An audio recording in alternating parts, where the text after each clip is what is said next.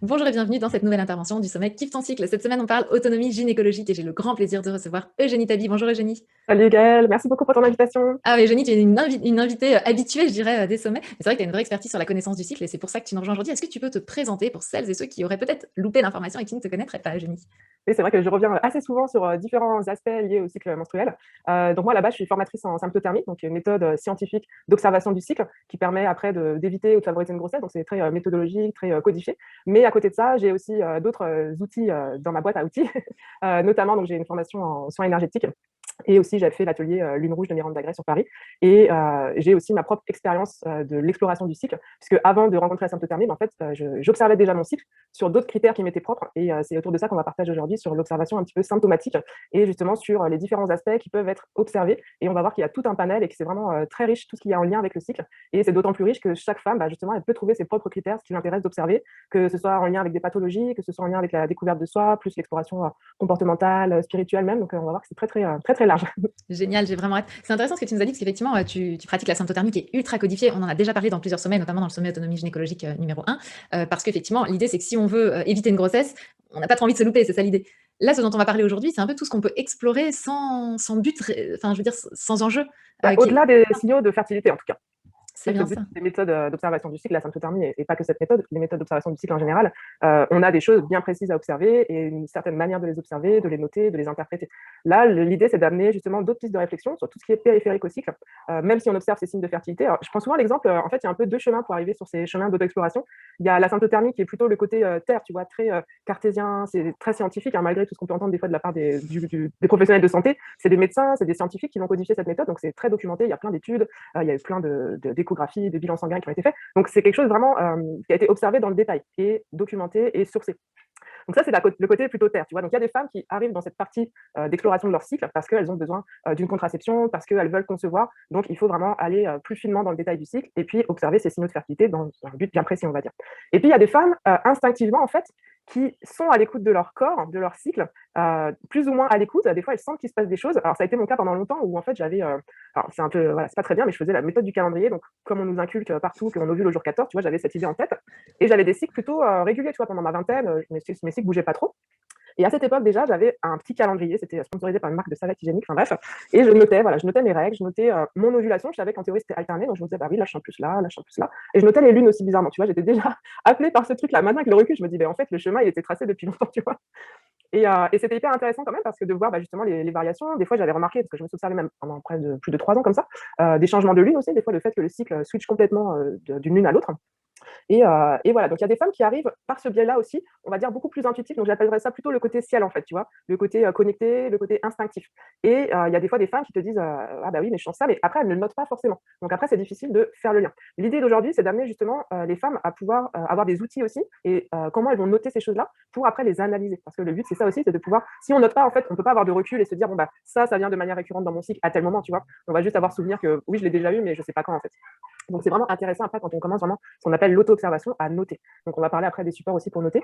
Donc l'idée justement, tu vois, à terme, pour moi je trouve que c'est merveilleux, c'est quand on arrive à allier vraiment les deux. Tu vois, le côté terre et le côté ciel, c'est-à-dire avoir vraiment des signes tangibles de notre fertilité, puisqu'on va avoir aussi une lecture qui est beaucoup plus détaillée de nos phases hormonales, des différents changements qui peuvent se produire dans le cycle avec des outils comme les méthodes d'observation du cycle. Et de l'autre côté, en complément, de noter aussi tout ce qui est symptomatique. Alors il y a un peu 3 couches, on va dire. Il y a l'aspect un petit peu mental. Donc c'est tout ce qui va être comment je prends mes décisions, est-ce que je suis sociable, est-ce que j'ai de l'inspiration, par rapport à la concentration aussi, des fois on est vraiment un peu tête en l'air, des fois on est très focus sur certaines choses, donc ça c'est un peu l'aspect mental. Après on a l'aspect physique, donc tous les petits signes vraiment le plus courant, enfin même que les femmes remarquent naturellement, ça va être la libido par exemple, tu vois, de savoir à quel moment dans mon cycle à moi ça démarre, jusque où ça va, et après quand ça s'arrête, ou que j'ai moins envie, ce genre de choses.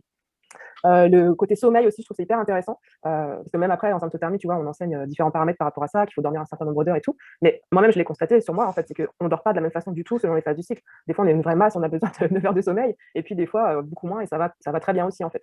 Donc ça, c'est aussi une partie d'écoute de soi, de savoir de nos besoins, en fait. Et je trouve que c'est hyper intéressant d'avoir ce petit suivi aussi sur nos propres besoins. Tant qu'on ne se pose pas pour prendre le temps, justement, de regarder tout ça, bah, on vit un petit peu à 100 à l'heure, et puis on n'est pas vraiment à l'écoute de notre cycle, en fait. Après, il y a tout ce qui est dans les symptomatiques, il y a pas mal de choses, hein, tout ce qui est aussi les douleurs, par exemple. si j'ai plus mon ovulation à gauche ou à droite, ou certaines douleurs localisées. Après, ça peut être aussi tout ce qui est l'hydratation. Alors, l'hydratation, c'est hyper important aussi de manière générale dans le corps, mais aussi pour la fertilité. Donc, par exemple, les personnes qui ne boivent pas assez, le fait de noter combien elles boivent, eh ben, ça peut aussi les mettre un petit peu en alerte et puis les motiver à noter plus, tu vois, dans une logique d'apporter un meilleur bien-être, une meilleure santé. Eh bien, on va pouvoir aussi se fixer des objectifs, pouvoir noter des choses dans un but vraiment d'amélioration de nos symptômes, en fait. J'avais déjà eu aussi des témoignages de femmes qui avaient vraiment des symptômes très, très marqués à certaines phases du cycle. Alors, il y a des personnes qui sont beaucoup plus sensibles, par exemple, à l'arrivée des oestrogènes, quand on commence à avoir la glaire, ou peut-être après les règles, elles n'ont pas encore de glaire et ça vient après. Et on va dire la glaire, c'est un des marqueurs aussi de l'activité œstrogénique. Et il y a des femmes qui sont vraiment très, très sensibles à ça, qui vont avoir directement des maux de tête, des nausées. Il y a aussi des pathologies comme l'imperméabilité intestinale, par exemple. Donc tout ça, on peut le voir aussi en notant par rapport à où j'en suis dans mon cycle et les symptômes qui arrivent en fait, et faire le lien. Et ça, c'est hyper intéressant après quand vous voyez votre médecin ou votre naturopathe ou les deux, de lui en faire part en fait, de lui dire voilà, moi quand j'arrive à telle phase de mon cycle, j'ai tels symptômes qui sont récurrents. Il y en a, ça va être plus très connu après l'ovulation, les symptômes prémenstruels. Et dans les symptômes prémenstruels, moi j'identifie un petit peu deux phases aussi. Il y a vraiment des symptômes qui se développent plus, genre tout de suite après l'ovulation, ou sinon vraiment vers la fin du cycle, soit quand la progestérone monte, ou soit quand la progestérone redescend en fait.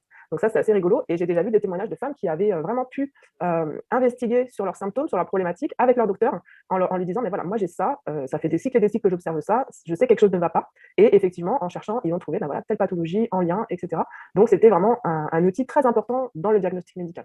Mais c'est vrai Donc que ça l'idée devrait être aussi, un peu une base de savoir s'observer, dire voilà, les symptômes arrivent à tel moment. Donc je sais, est-ce que qu'on sache nous-mêmes déjà, est-ce que c'est avant ou après notre ovulation, ou qu'est-ce qui s'est passé et du coup quel est le profil hormonal à ce moment-là, ça devrait ouais. être enseigné à toutes les personnes. Et puis après, dans le décodage du cycle, tu vois, par exemple, la phase même de préovulation, elle n'arrive pas toujours au même moment. La structure interne du cycle, elle est différente aussi. Même sur un cycle, par exemple, de 30 jours, d'une femme à l'autre, il peut y avoir vraiment une petite phase lutéale ou une très longue phase œstrogénique. Enfin, il y a différents types de structures de cycle. Donc là, c'est intéressant aussi justement d'allier les deux. Mais le côté symptomatique, je pense qu'il est un premier pas aussi vers l'écoute de soi, en fait. Après, c'est sûr, la symptothermie, voilà, ça s'apprend, c'est une mise en place qui est un peu longue. Mais le côté symptomatique, c'est quelque chose qui est disponible tout de suite, en fait.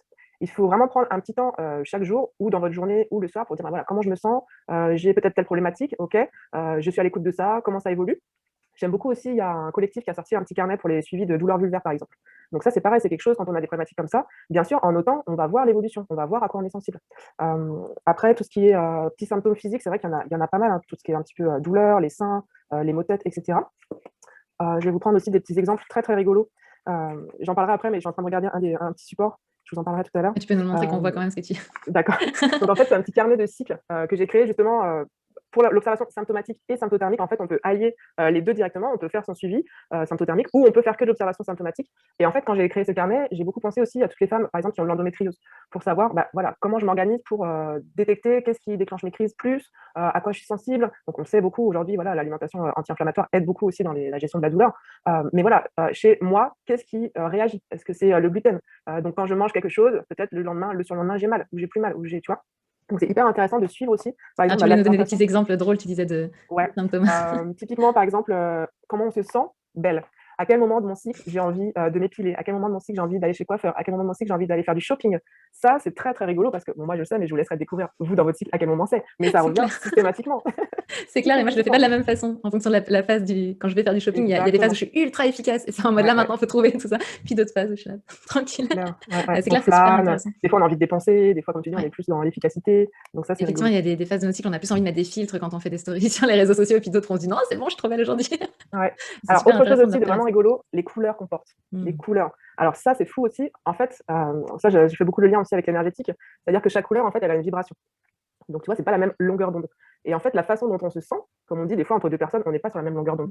C'est-à-dire qu'on émane une vibration et selon les phases de notre cycle, on est plus ou moins fermé à l'autre aussi. On a plus ou moins envie de communiquer, on a plus ou moins envie de plaire. Mais ça, c'est, on va dire, le côté animal, tu vois, qui s'exprime de notre corps, en fait. Parce qu'on a plusieurs couches, on va dire, mais on est un corps aussi. Donc, on a ce côté instinctif animal.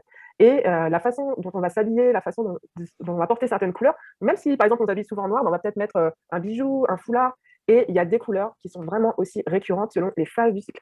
Et ce qui est fou, je trouve, et ça, on l'a vu aussi, par exemple, dans l'atelier de Miranda Grecque, c'est que ces façons-là de s'exprimer, de notre corps de s'exprimer, en fait, c'est une énergie féminine, mais qui est collective.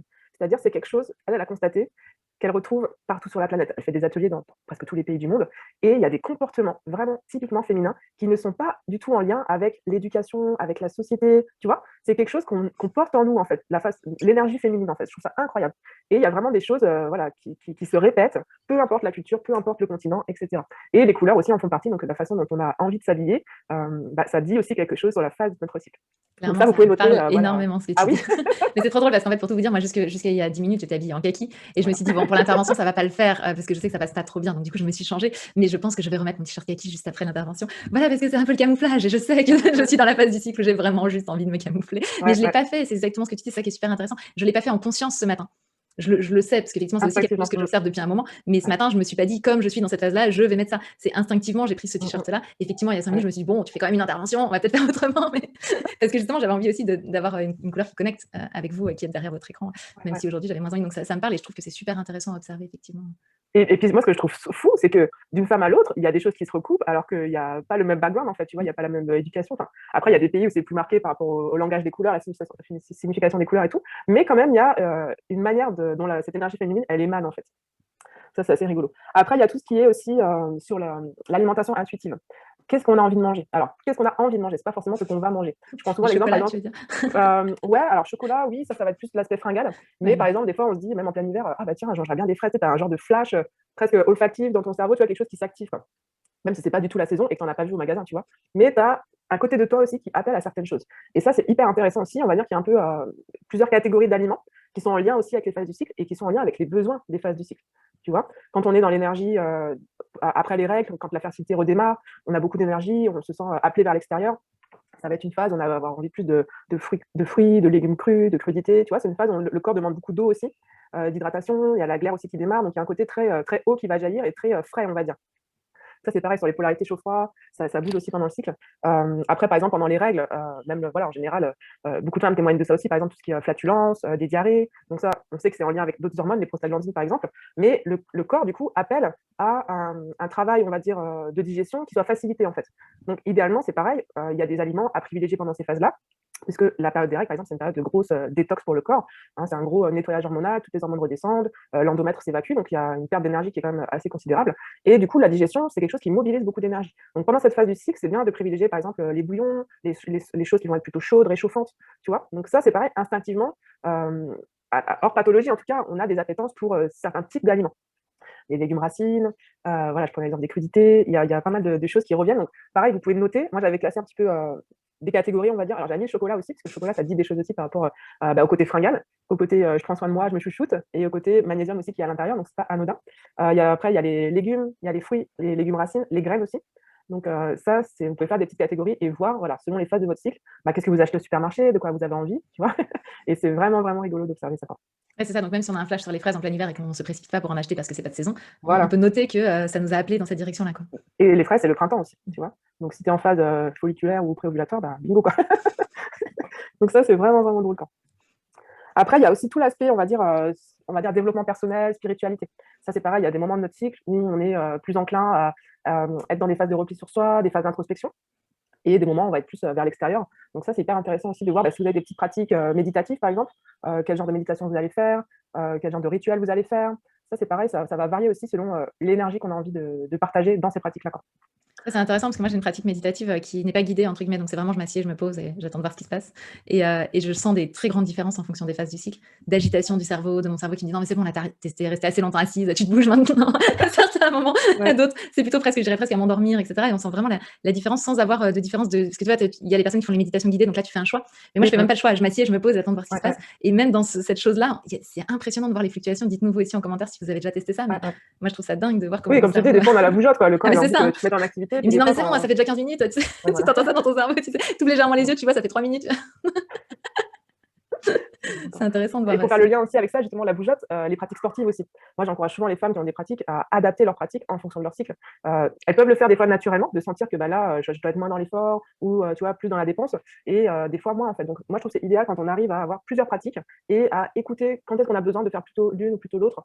On va dire les phases voilà, qui sont plus fatigantes, les règles entre autres, privilégier des choses plus douces évidemment. Et après, quand on a de l'énergie, bah, voilà, pas hésiter à dépenser son énergie. Mais encore une fois, être à l'écoute de soi. Après, il y en a qui ont besoin aussi. Moi, c'est un truc que j'ai remarqué souvent aussi chez moi, genre la veille des règles, le premier jour, j'ai la bougeotte aussi, mais pas dans le côté dépense à fond, mais j'ai envie d'aller dehors, tu vois, j'ai envie de prendre l'air avant d'aller m'enterrer pendant 3 jours.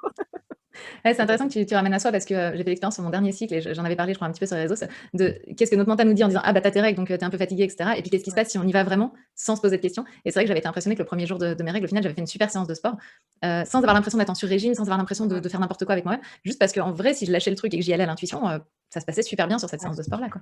Et je pense que c'est parce que c'est la phase vraiment de lancement parce que le sport, c'est une façon comment, j'ai le mot en anglais, mais d'extérioriser, tu vois, de sortir des choses aussi par la transpiration, par la peau. C'est une manière aussi pour le corps de faire un nettoyage, tu vois, comme on fait le nettoyage aussi dans notre utérus. Donc, effectivement, je trouve que c'est hyper intéressant d'être à l'écoute de ça, en dehors des attendus, des injonctions, de ce qu'on sait de notre cycle. C'est un peu la partie qui est un peu difficile à déconnecter, on va dire. C'est entre ce qu'on m'a dit et ce que je vis. Tu vois, et puis ce que j'ai vécu le cycle dernier et ce que je vis ce cycle-là, parce que le différent mental, il aussi. peut nous dire Ouais, aussi c'est bon, j'ai tout compris, la prochaine fois je gère. Et puis en c'est fait, clair. on peut être différent d'un cycle à l'autre en fonction de nos besoins, de la saison, de plein de choses, quoi. Ouais, ouais. Il y a un autre aspect aussi qui est assez mystique, je trouve, c'est les rêves en fait. On parlait tout à l'heure du sommeil, la qualité du sommeil, mais il y a aussi qu'est-ce qui se passe pendant notre sommeil. Ça, c'est quelque chose qu'on trouve aussi chez Miranda Gray, elle en parle très bien sur ce qu'on appelle les animaux totems. Donc les personnes qui sont un petit peu dans le chamanisme et tout ça connaissent très bien. Et il y a aussi par exemple des cercles de rêve, comme il y a des cercles de femmes ou des salles de parole, il y a aussi des cercles de rêve où on travaille comme ça sur nos rêves pendant plusieurs cycles. Et en fait, il y a vraiment des symboles ou des animaux qui vont se présenter à vous dans les rêves selon les phases du cycle. Et c'est pareil, en fait, ces animaux-là, ils sont des messagers d'une certaine vibration en fait. Tu vois? D'accord. Non, bah, je découvre avec toi là, tu vois, ça c'est quelque Ouais, chose que ouais. je ne connais pas du tout. Donc il faut poser un peu l'intention de s'en souvenir, c'est ça? Parce que sinon on ne se souvient pas forcément Alors de ses pour rêves. travailler sur ça, il faut faire l'écriture au matin directement. Ouais. D'accord. C'est une pratique à mettre en place, et puis plus tu la mets en place, et plus ça devient facile en fait. Alors comment tu fais? Tu prends d'abord la température et après l'écriture? Ouais, la température, tu la prends à moitié endormie, ça va. Mais je connais des nanas qui font ça, et c'est super, super intéressant quoi, de voir après, voilà, dans les intuitions, dans les intentions que tu peux poser aussi, dans les personnes qui font beaucoup de rituels, ce genre de choses, quel message aussi tu viens trouver dans tes rêves. Et c'est spirituel, mais c'est aussi en lien avec l'énergie que toi tu dégages en tant que corps physique à ce moment-là dans ta pratique, quoi.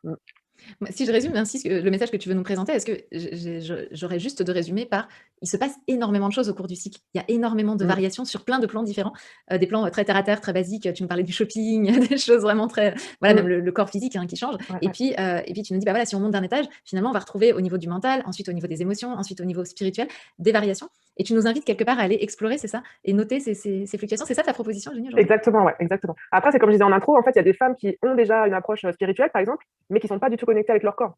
Tu vois, ça, j'en ai déjà eu même dans mes clientes, voilà, qui me disent: «Non, mais c'est difficile pour moi d'observer mon corps». Donc après, quand on est tout en haut, voilà, il faut apprendre à redescendre. Et quand on est tout en bas, il faut apprendre aussi à monter pour explorer, bah, toutes les émanations que notre corps physique, de terre, reflète après plus dans l'astral, quoi. Ce qui est intéressant, c'est que du coup, comme on est en train de parler d'un cycle, on est en train de parler de quelque chose qui est récurrent. Donc, on va pouvoir étudier sur plusieurs cycles en se disant, tiens, est-ce que ça a un rapport avec mon cycle ou est-ce que ça n'a pas de rapport? D'ailleurs, peut-être qu'il y a plein de choses dans notre vie qui n'ont pas de rapport avec ce cycle. Qu'est-ce que tu en penses de ça?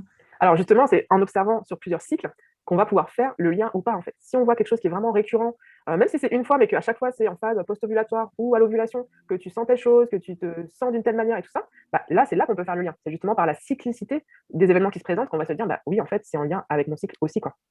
Et là, alors du coup, est-ce que tu penses qu'on peut le faire comme ça en se disant, tiens, je pose l'intention de m'en souvenir ou parce que je sais, tu vas nous le présenter, tu as fait ton bijou, mais ou est-ce qu'il y a une vraie raison de devoir noter? Après, je pense qu'il y a plusieurs approches par rapport à ça.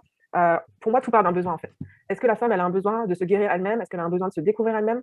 Est-ce qu'elle va être plutôt sur les observations symptomatiques physiques? Tu vois, par exemple, si elle a une vraie problématique, elle a besoin d'harmoniser son cycle, elle n'arrive pas à concevoir, etc. Donc là, elle va être plus dans l'aspect, bah, on va dire, santé, bien-être. Et puis, il y a l'aspect plus développement personnel, connaissance de soi. Donc là, pareil, il y a des femmes instinctivement qui remarquent déjà des choses, en fait. Tu vois, donc après, c'est un petit peu chacune qu'est-ce qu'elle a envie d'explorer. Des fois, ça peut être voilà, des exemples qu'on a donnés aujourd'hui. Ah, bah, tiens, ça m'intéresse, je vais peut-être commencer à noter mes rêves, ou je vais peut-être commencer à noter la couleur de mes vêtements. Et puis peut-être le cycle d'après, ça l'intéressera plus, tu vois. Donc c'est ça aussi qui est bien, c'est que d'être à l'écoute encore une fois de ses besoins et de ce qu'on a envie d'explorer. Mais je trouve que c'est hyper large comme spectre et on peut vraiment aller sur plein d'aspects et voir après bah, la cyclicité de ces choses-là, quoi. Si tu proposes aujourd'hui ça, c'est que selon toi, il y a un intérêt à ça. Comment tu pourrais résumer l'intérêt qu'on peut avoir à aller explorer ces fluctuations cycliques? Bah, c'est une manière de mieux se connaître, en fait, clairement, quoi. C'est vraiment une manière de se compléter et de pouvoir regarder à l'intérieur de soi aussi. Tu vois, en fait, ce qui est marrant, c'est que les gens nous perçoivent d'une certaine manière, mais nous, souvent, on a une image de nous, en fait, tu vois, qui est un petit peu figée. Mais cette image, en fait, c'est ça qui est beau, c'est que la femme, elle est cyclique. Donc, c'est une manière de découvrir cette nature cyclique, tu vois. Comme les femmes qui découvrent voilà, les méthodes d'observation du cycle, qui découvrent ces variations-là, Elle se dit: «Ah bah oui, donc en fait, je suis pas tout le temps la même», même si les autres personnes le remarquent souvent. Souvent, le partenaire, il sait très bien quand est-ce qu'on va avoir nos règles, quand est-ce qu'on est chiante, tu vois? Mais nous, des fois, on est un petit peu déconnectés de cette partie-là. Donc, on va dire, ma démarche aujourd'hui, ça serait plus d'encourager les femmes à se reconnecter aussi avec leur énergie féminine. Il y a des femmes qui ont été très coupées très longtemps de ça. Par exemple, si elles ont pris la pilule pendant des années, ou si elles ne se sont pas écoutées, elles ont été toujours dans la performance, le côté un petit peu productive, patriarcat, tu vois? Et là, il y a un moment de sa vie en général où on a envie de se découvrir. Ça peut être après des grossesses, ça peut être un genre d'éveil aussi spirituel. Et je trouve que c'est un très bon outil, l'observation du cycle. Et ça prend en compte la base aussi qui est notre corps physique, en fait. Tu vois, on est des humains, mais on a aussi cette particularité d'avoir une énergie féminine qui est dominante, en fait. Et je trouve que c'est là où c'est intéressant, c'est d'explorer ce côté-là. Et après, bah, pourquoi pas, voilà, le mettre à profit, l'utiliser, en tout cas d'en faire un allié, comme tu le dis aussi souvent, dans sa vie au quotidien, quoi. Oui, alors tu l'as glissé un petit peu, il y a cette partie-là et en plus, cerise sur le cupcake quand on en a besoin, ça peut être un moyen effectivement d'aider les professionnels de santé qui vont être amenés à nous accompagner sur des problématiques spécifiques, à leur apporter plus d'informations, en Ouais. s'étant observés, hein, c'est ça aussi? Ça, c'est vrai que c'est un aspect très, très important quand on est dans des problématiques, des pathologies, et cetera, d'avoir cette observation un peu plus détaillée de nos symptômes. Et j'ai envie de dire même après, d'en faire un outil aussi pour s'aider dans la guérison. Je prends l'exemple, par exemple, souvent les docteurs, ceux qui sont pas trop au courant, ils vont te dire: «Bon, bah, voilà, pour ton cycle, tu prends ça et puis au jour 14, tu changes». Alors que chez toi, le jour 14, tu es peut-être en plein néant dans ton cycle, tu vois? Donc c'est pas pertinent, en fait. Et le fait de se connaître, d'arriver à repérer ces variations, même s'il y a pas d'observation des signes de fertilité, même des variations, voilà, d'énergie, de comment on se sent, peuvent aider aussi à se repérer dans notre cycle. Donc on sait que, bah, oui, donc moi, c'est à partir de ce jour-là, qui va changer d'un cycle à l'autre, que peut-être je vais, adapter mon traitement ou mon traitement naturopathique et changer de plante, changer de médicaments, et cetera. Ouais, Donc je trouve que c'est c'est un bon essentiel. outil pour adapter aussi les protocoles, quoi. Clairement. Bah, merci beaucoup Eugénie, c'est super clair. Merci En à tout cas, toi, ouais. dites-nous vous en commentaire, bah, vous savez en commentaire on papote un petit peu moins, donc n'hésitez pas à venir dans le groupe nous en parler pour qu'on ait plus, l'occasion d'échanger et cetera. Mais dites-nous qu'est-ce que vous avez déjà observé? Peut-être, Eugénie nous parlait des signes un peu drôles comme, les courses ou des choses comme ça. Dites-nous si vous-même vous en avez repéré d'autres parce que ça va peut-être nous donner aussi des idées de dire: «Ah C'est tiens clair. ça j'avais jamais remarqué mais oui, il y a peut-être un rapport» et cetera. Donc parlons-en ensemble en tout cas. Eugénie, toi tu as créé donc un Bujo. Présente-nous ce document, enfin ce petit Oui. livret que tu proposes à la vente, hein, c'est ça sur ton site? Oui, en fait, j'ai une petite boutique en ligne. Alors, en fait, l'idée, c'est que moi, j'ai commencé, comme je t'avais dit, l'observation un petit peu calendrier de mon cycle. Et après, j'ai découvert la symptothermie. Donc, j'avais ce qu'on appelle les cyclogrammes, les grandes feuilles A4. Donc, je téléchargeais et j'imprimais. Je collais sur un cahier. En fait, j'avais un grand cahier A4. Donc, j'avais mon observation scientifique. Et à côté, bah, voilà, je notais mes intentions, je notais les rêves que j'avais pu avoir, ce genre de choses. Et puis, au bout d'un moment, voilà, le cahier était quand même bien rempli. Et puis, des feuilles collées. Enfin, tu vois un peu le truc. Et après, je suis repassée sur des feuilles volantes que je mettais avec une petite baguette. Enfin, c'était pas très pratique tout ça. Et puis, en plus du A4, au final, bah, je remplissais pas forcément toute la feuille.